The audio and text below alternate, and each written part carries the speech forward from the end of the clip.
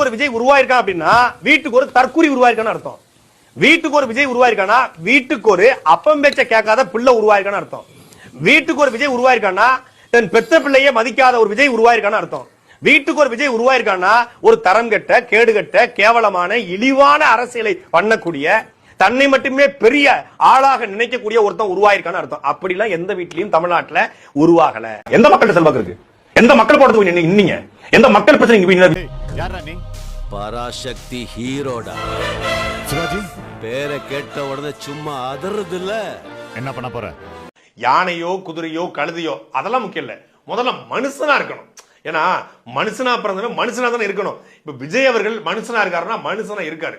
ஸ்டெர்லைட்ல போராடிய அந்த மக்களுக்கு ஆதரவாக போய் இரவோடு இரவாக போய் நின்று ஸ்டெர்லைட்டுடைய ஸ்னோலினுடைய அம்மாவை பார்த்து ஆறுதல் சொல்றாரு.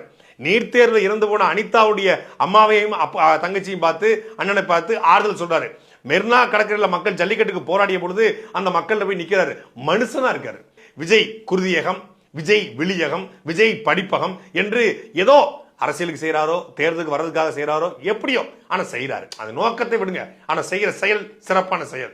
குருதியகம்ங்கிற பேர்ல லட்சக்கணக்கான யூனிட் ரத்தங்களை விஜயோட ரசிகர்கள் கொடுக்குறாங்க, உணவு அளிக்கிறாங்க. விஜயோட பிறந்த நாள்ல உணவு அளிக்கிறாங்க. நான் அரசியலுக்கு வருவேன், அரசியலுக்கு வர்றது உறுதி, போர் வரும்போது சொல்ற இச்சச்ச கச்சச்ச கச்சச்ச இச்சச்ச அப்படின்னு ஏமாத்தல. நீ குதிரையா இருக்கிறதும் யானையா இருக்கிறதும் கழுகா இருக்கிறதும் என் தெய்வமாக இருக்கிறதும் அப்புறம் பார்க்கலாம். முதல்ல மனுஷனா இருக்க ரஜினிகாந்த்.